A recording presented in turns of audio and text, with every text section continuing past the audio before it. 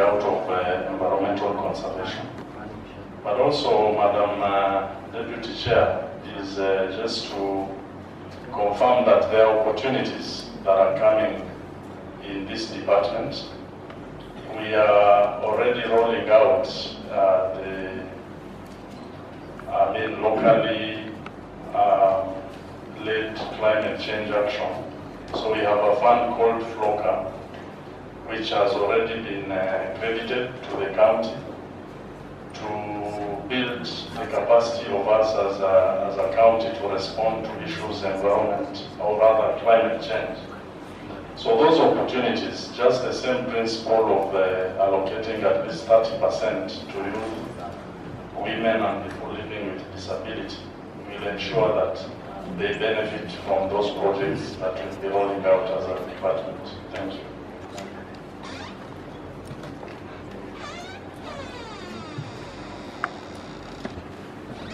Mr. Babwoya, Mr. Chair.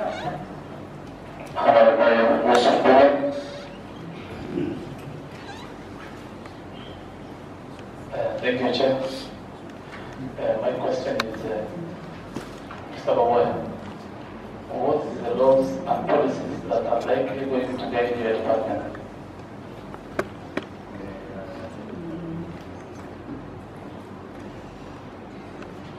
Thank you, Honorable Bill. Of course, we have the Tana River County Climate Change Act that was done by this House in the year, the Tana River County Climate Act of 2021. We also have the Tana River County Climate Change Fund policy of 2021. Mheshimiwa will also know that the main overarching law is the Constitution. But also on environment, we have the Environment Management Act, which was done in 1999, but also amended in 2015, which will be guiding our work. We also have the Tana River County Environment Policy, which is already in use. But lastly, we can also ride on the Forest Act to guide what we are doing as a county. Thank you.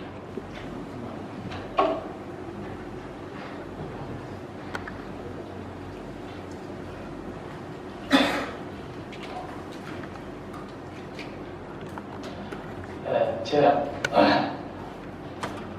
my second question is that our brother was at CECM Finance for the last 5 years,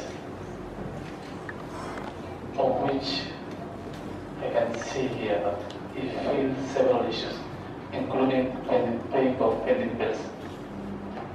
Now that he wants to switch to environment, nataka tuambie anataka kubadilisha nini?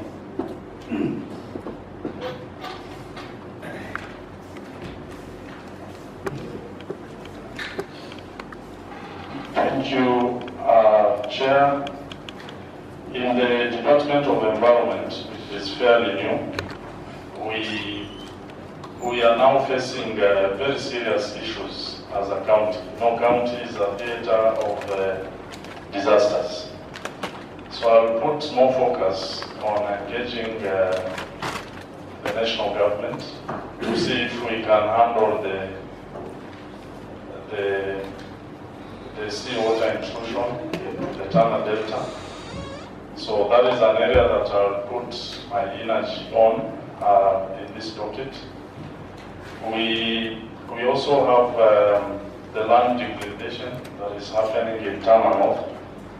So we will want to engage those stakeholders to see if we can either reclaim the areas that are already degraded and put some order by enforcing the MCA Act of 1999. But more importantly, I want to also throw my weight behind garbage or other solid waste management. in our towns. So I believe these three areas will have a very felt impact to our people, just three. Of course, there are other programs that the department is already running, but I think these three areas can touch lives almost directly. Thank you.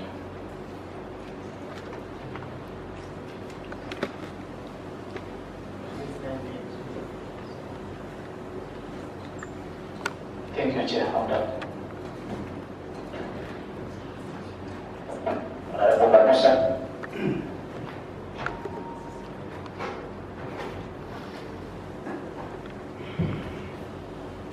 Thank you, Chair. Mr.Mathew, Babwoya.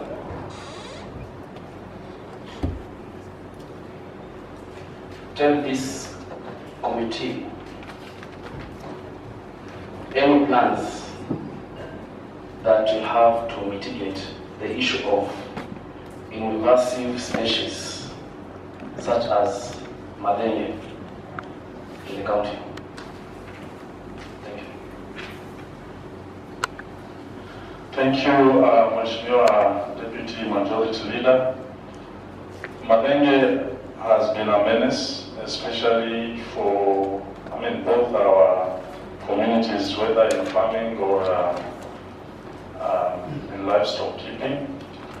And our plan is just to reduce the population of malaria. So one of the very feasible ways is to give permits for charcoal production. There is a difference between charcoal burning and charcoal production. So I believe if our people can be using the tree for the production of charcoal, that will progressively help in curbing the menace. But if we are now radical, then we just need to engage in uprooting and literally cutting as a program. So, but we'll do it progressively because in as much as the negative outweigh the positive, we still have some little positives of the Marengue tree. So when I was consulting this week with what is happening nationally, they are coming with a program actually to replace Marengue with another species that can be, animals can use it for grazing without the current harm. So with such partnerships, I believe we can handle the invasive species. Thank you, Mheshimiwa.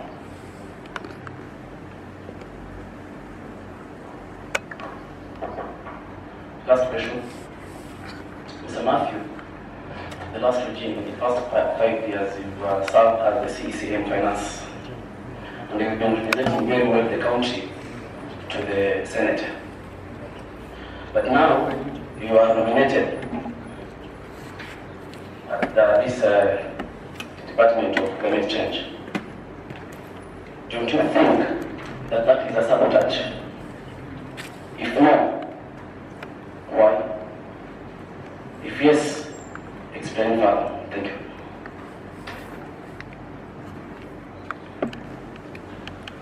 Mheshimiwa, thank you for the question.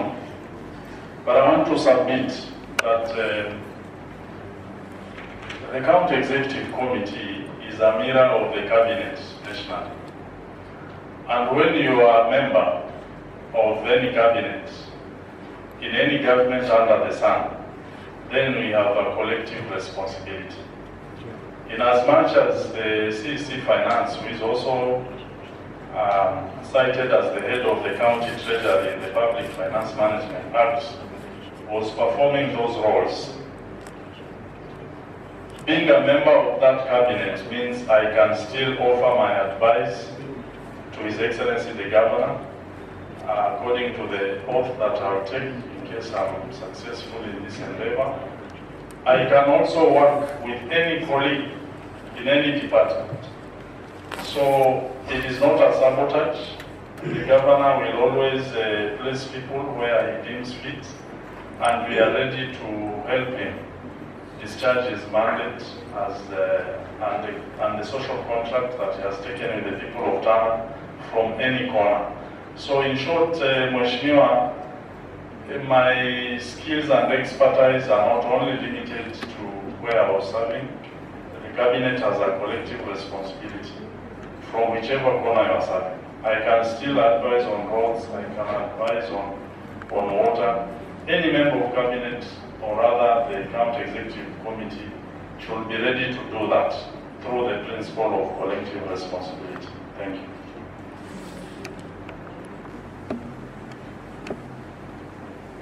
Thank you, Chair.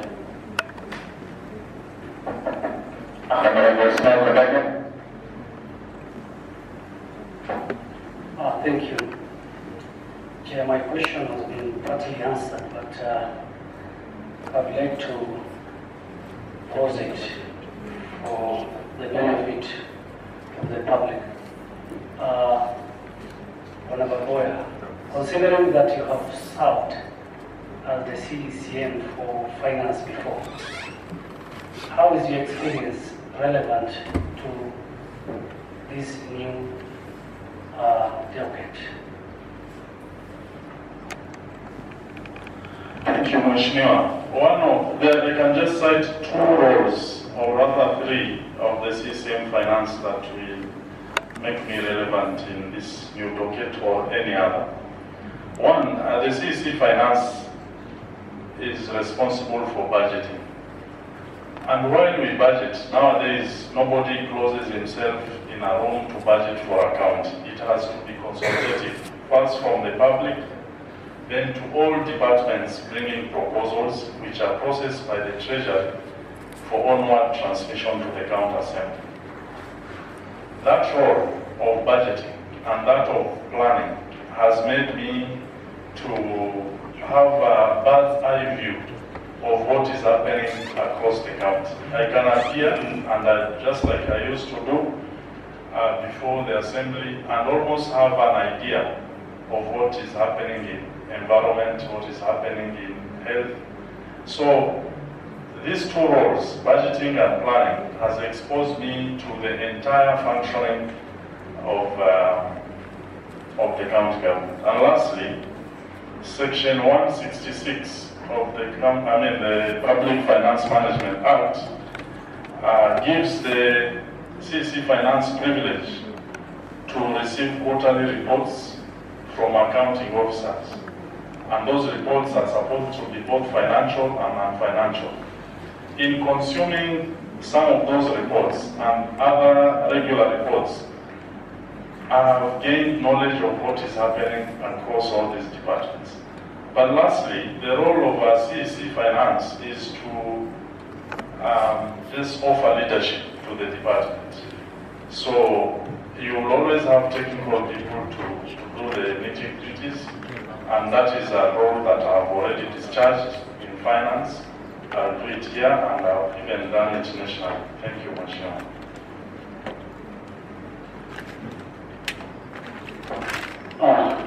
Chair, my last question.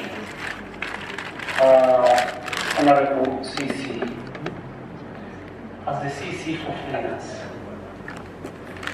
we have had the issue of pending bills recurring even after several budgeting for it, and that is contrary to regulations 41 subsection 2 of the County Public Finance Management County Government Regulation Act 2015, which requires that the pending bills should be treated as first charge.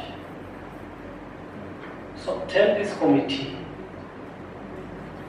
why your administration had the most pending bills in the country, and even after several recommendations and advices from this Honorable House, keeping in mind that under your watch, for the 5 financial years, 2018-17 up to 2022-2023, this House has allocated 6,530,762,708.50 cents to clear that pending bills.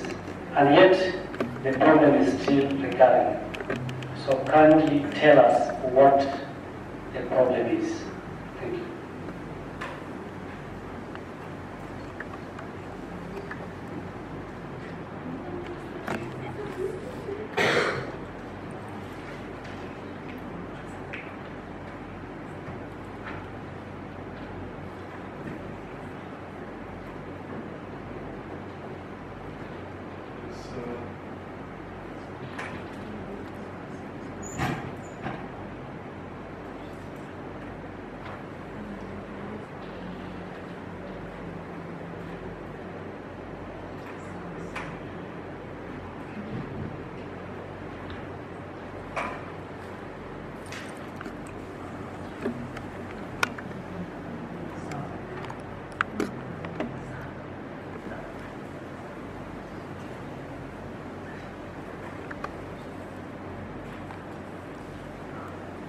Saba.